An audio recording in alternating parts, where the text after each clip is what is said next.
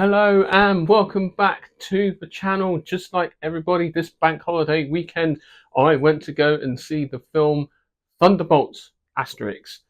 What did you guys think of it? Did you think it was terrible? Did you think it was excellent? Or were you in between the two? What is the future of the Marvel MCU going forwards? And what are the plans for the future? Are they going to lay all their eggs in one basket for Fantastic Four that is coming out later this summer? Let's get into it.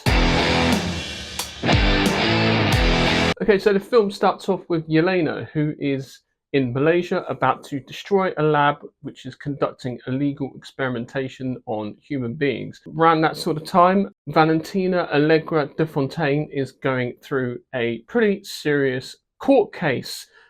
Wendell Pierce is basically presiding over the court case, going through all the intelligence. Whilst the court case is going on, Valentina basically is going to destroy all the evidence, sweep everything under the rug by basically incinerating everything and getting rid of all the evidence that is leading to her. This is what leads to the Thunderbolts meeting up in an undisclosed location in the middle of a desert in a secret storage facility, are all there to kill each other. So you've got Yelena, you've got secret agent, you've got the weird phase girl from Ant-Man and the Wasp.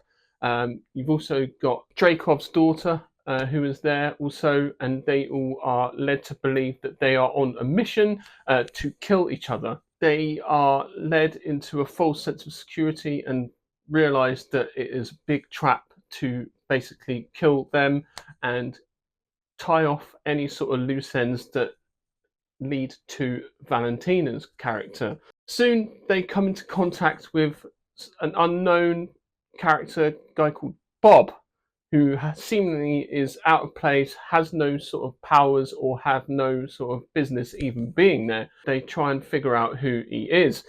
Then, after discovering that this is a trap, they basically work together to escape. After that, they are basically hunted down. There's also a big sort of power grab and political storyline that is going on outside of this also. And Bucky Barnes, who is now a freshman congressman, is working with Wendell Pierce's character, who is presiding over the trial.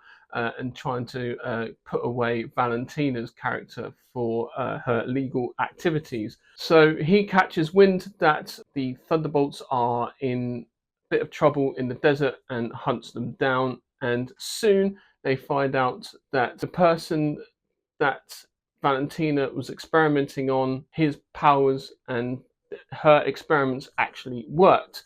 And so he is on the phone and he's like, Bob? You mean Bob? Okay, cool.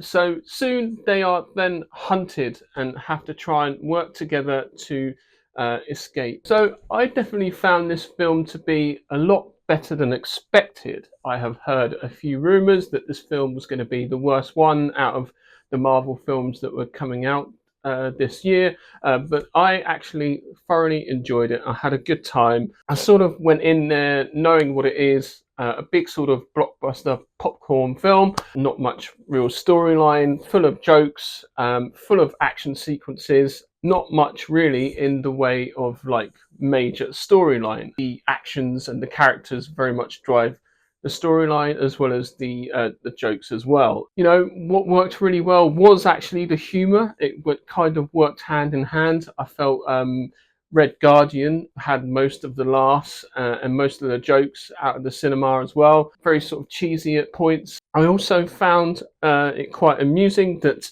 Bucky Barnes borrowed his styling cues from Terminator 2, dressed all in black and a leather jacket, sunglasses, bearing a massive shotgun and riding a motorcycle through the desert. Kind of sounded a bit familiar to me. Also, standout character in this film I felt was Bob, played by Lewis Pullman, who you may know is actually Bill Pullman's son. Bill Pullman, who you may know from The President from Independence Day, and also he was in a great Netflix TV show called Sinners, or this whatever it is, I can't remember. But yeah, great Netflix show there. He really got the tone right for his character.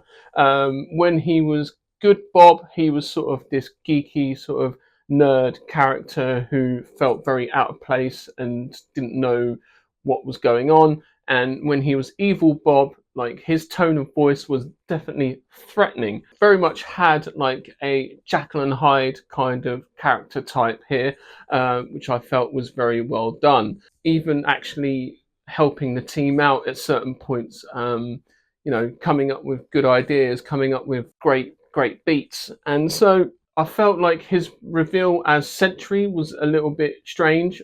He sort of looked like he was straight out of a glam rock hair metal video with his outfit, with long blonde hair, really bright uniform that he had on. It was quite funny, I felt. So he for me was the best performer out of everybody else. I did find that there were a few characters that were just out of place and just didn't really sort of make any real impact. For example, weird phase shift lady, whoever her name, Ghost, I don't know, from Ant-Man and the Wasp. I felt her character, whenever she did something, they would always blast like a sonic boom, which didn't allow her to like phase in and out or whatever. And so like she didn't really do anything. And Olga Kuryalenko's character, spoiler alert, she dies very quickly, and she has literally 30 seconds of pointless screen time that was just like, okay, fair enough. So yeah, I mean, it is what it is. It's one of those films where you go in and you're just there for a good time, a bit of mindless action and a bit of Marvel quips that you sort of know and love. Captain America isn't there really to do anything apart from being beat on and smashed up and gets into a few arguments with people, but that's about it. His character doesn't really have that much impact either. Bucky Barnes, it was good to see him in a different role than the Winter Soldier, and to see the effects of like what happened after Endgame. But what I don't get is why they feel the need to go and have a big sort of political backdrop to it. I do find that if it's a big team up movie like this, there should be a huge threat that is going to like take on the city, and they have to work together to fight and destroy the enemy and become the heroes. But instead what they do is just save a few people, talk down the villain out of destroying the world, and not actually do much in the way of like fighting. And so you just think to yourself, okay, fair enough. It's a different way of working, I suppose, and a different way of doing things. But I just don't understand why they don't have your stereotypical hero moments in the film. But hey ho, I'm not a writer or a director, so I have no skin in the game. I have no idea what I'm doing. This is just my opinions, really. I thought the themes of the film were generally quite good. Themes of loneliness, themes of grief and sadness, and all that sort of stuff are all showcased in this film, mainly through Yelena's character. I totally forgot that actually Black Widow died, to be honest with you. But when that came out, I was like, oh yeah.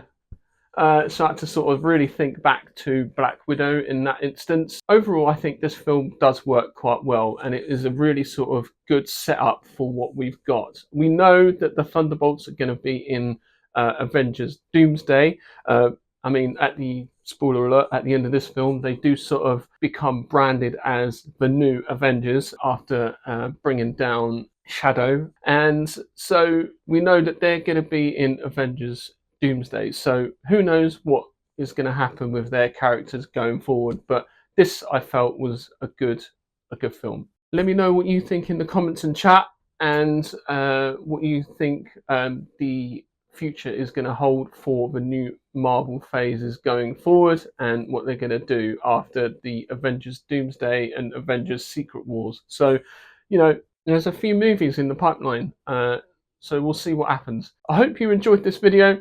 Let me know what you think about the film, and please remember to like and subscribe to my channel. It means a great deal. So, shall see you in the next video.